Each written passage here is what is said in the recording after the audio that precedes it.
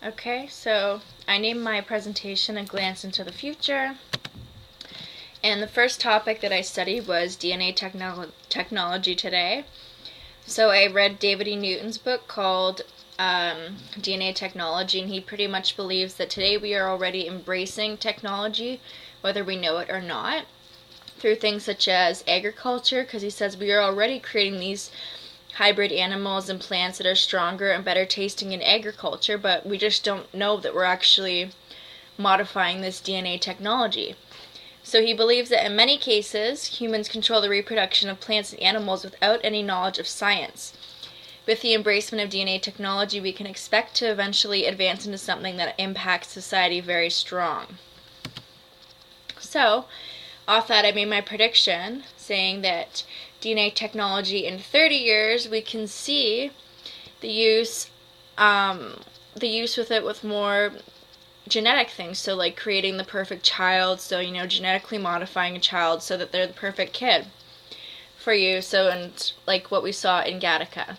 So we could also see the creation of longer lifespans in humans and animals, and we may even see the creation of clones either in humans or animals in the future for maybe medical purposes, or just, again, for what we're kind of using it for today, like how we clone that lamb and stuff, for just pretty much the supply and demand of agriculture.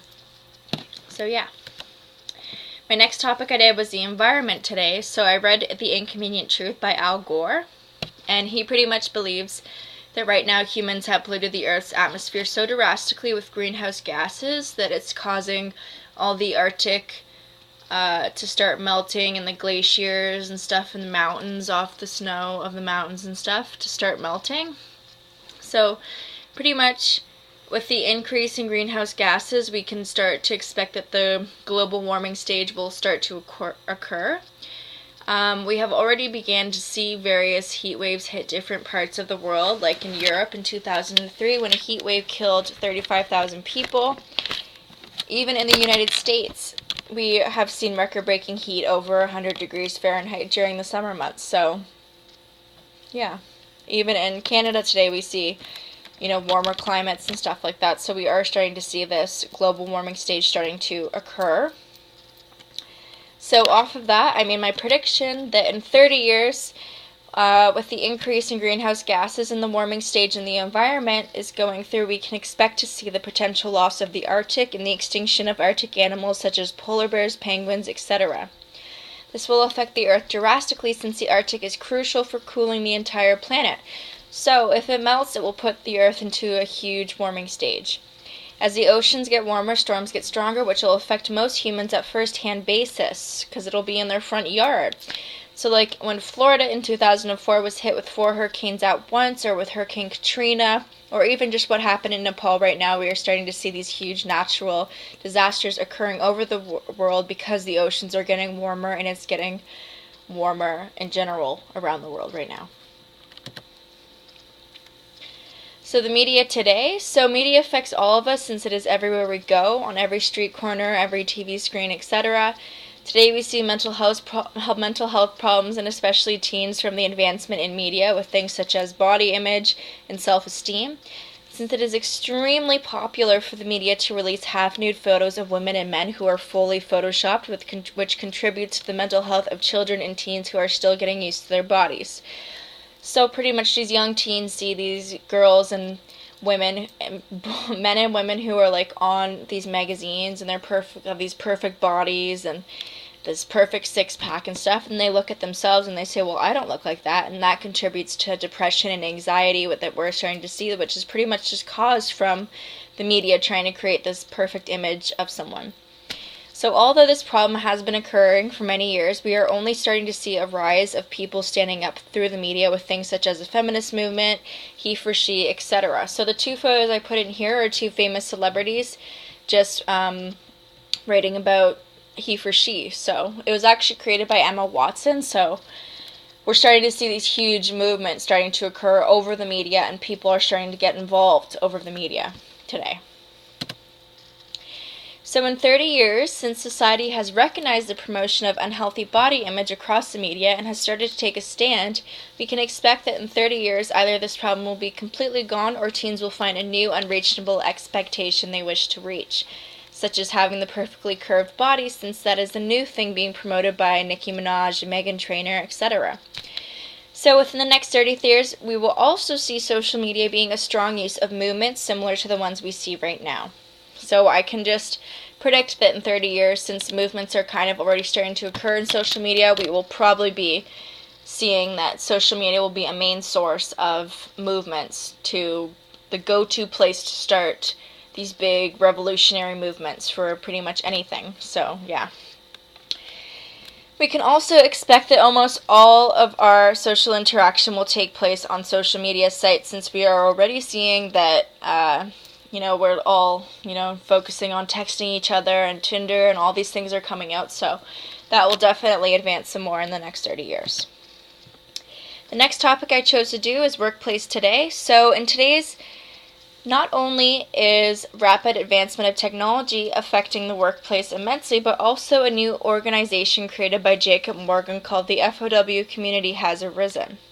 In this new FOW community, Morgan has come up with the idea that employers will examine how collaboration with technology can help the workplace and the employees. Morgan's FOW community also focuses on things such as new behavior with employees. By trying to build communities online, they will also focus on mobility, globalization, etc. So pretty much his main goal is to create a collaborative work spot that people will be happier and healthier in. So Morgan believes that employees will become happier and have a healthier work life if the conventional workplace is replaced for his FOW community. Morgan's plan is to challenge the conventional workplace, and it is already being highly considered by several workplaces. So from this, I predicted that in 30 years, we are going to see, with the new technology available to everyone in the workplace, we could potentially not even be able to recognize the standard office. We can expect to see that half of all the employees will be freelance workers. These employees will be able to choose more flexible hours in order to have a healthier and happier work life, and not to mention the fact that most of the work that must be done in the office will be able to be done at home. In 20 years, we will be able to create 3 times more of the information by connecting people and their ideas together, all in the comfort of their own homes, because of this technology that we're using and these ideas we're coming up with about the collaborative workplace. So we will see a happier and healthier workplace due to this technology that is available for all workers today, and of course due to Jacob Morgan's FOW community that is starting these jumpstart ideas and stuff. My next topic I did was transportation. So transportation today, we recently heard about the announcement of the release of driverless cars. So to the general population, these cars can drive on their own without a driver in the driving seat.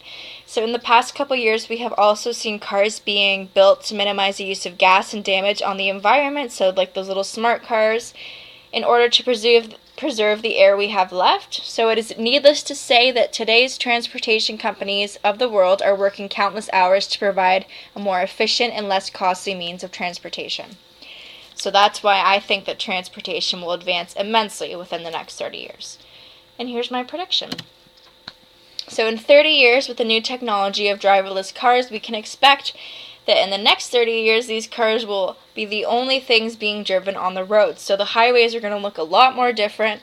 Everyone's going to be going the same speed. Everyone's going to be collaborated and going just perfectly with each other, so without any complications. So this will create less accidents on the road, less traffic jams, and most of all, less greenhouse gases used, since these cars use less gas.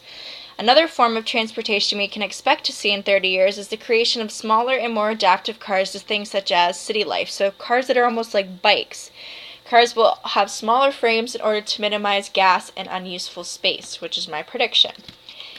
The next topic I chose to do was the population today, so kind of the social part of the world. So today we are dealing with a large and growing population, since women are able to reach out and get certain technology in order to have children at whatever age they desire. So we are seeing more women having children over the age of 35 since the 90s even. So we are also seeing today that many people having a divorce or a separation from their first spouse, then moving on to another spouse and having a second family, which increases the growth in population, since most of those people will have, half brothers and sisters, and they'll have half kids, and the family is just expanding because there's been so many divorces and separations and remarriages and stuff like that. So, yeah. Not to mention the staggering amount of baby boomers, grandparents living with their children and grandchildren. So this is because people are able to live longer due to the technology that is available. So these people were like, I want to live with my grandkids and see them grow and stuff. So that is also contributing to the bigger family life. So the population in 30 years is expected to grow over to 1 billion people within the next 30 years. 1 billion people are going to be born within the next 30 years.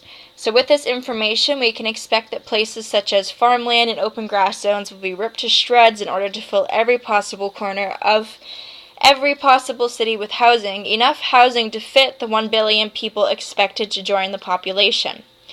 The increase in population will also cause the economy to shake and the job market to struggle to fill jobs for all of society. So, there will probably not be enough jobs for people. People are going to probably have to be forced to retire, and things like that will occur. So we will most likely see most people living over the age of 100 in the future as well, because lifespans are just getting longer and longer, which will also contribute to the bigger population. And that's my presentation at the very end. Thanks for listening, Miss Mowat, and thank you.